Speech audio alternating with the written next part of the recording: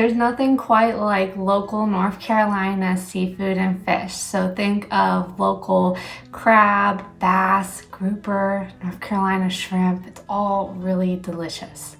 But there are a few food safety tips and tricks that you should keep in mind. Whether you're ready to try a new local North Carolina fish or maybe go back to your favorite, when it's time to purchase your fish, there are a few food safety tips to keep in mind. First thing is, make sure that when you do purchase seafood, it's from an approved source, meaning that the retailer has high standards for quality and sanitation of that fish.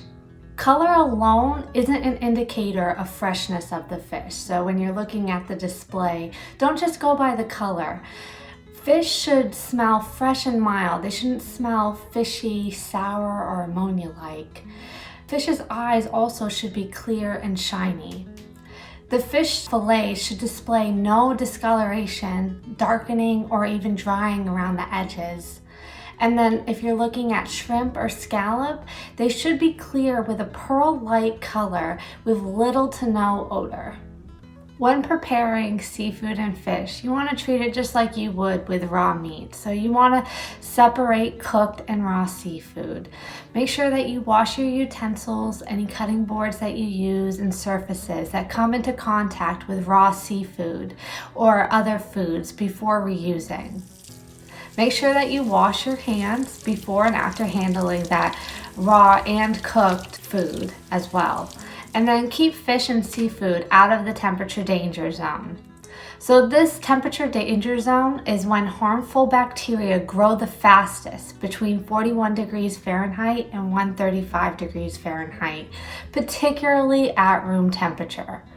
So foods like these, they can support the growth of harmful bacteria, and they shouldn't be left at this temperature danger zone for more than 4 hours. Maybe you're one of the lucky ones in North Carolina that caught fish. If this is the case, make sure while you're preparing the fish that it's washed, scaled, and eviscerated before cutting it into desired pieces. If you purchase frozen fish instead of fresh fish, it's important that you remove the frozen fish from its packaging before you decide to thaw it. So when you're thawing and there's no oxygen, harmful spores actually can produce toxins during thawing that can make you sick. So remember, fish and any sort of reduced oxygen packaging should be kept frozen until you are ready to use it.